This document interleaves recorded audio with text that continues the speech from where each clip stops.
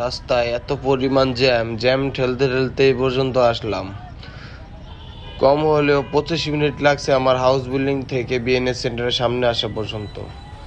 এখানে হয়তো কোনো গ্যাঞ্জাম লাগছে, কিছু মানুষের জটলা দেখলাম। হ্যাঁ, মানুষের ভিড় আছে, এখানে পুলিশও আছে, সম্ভবত সমঝোতা করার চেষ্টা চলছে। দেখি আসলে এখানে কি হয়েছে মূলত। মানে কি হয়েছে?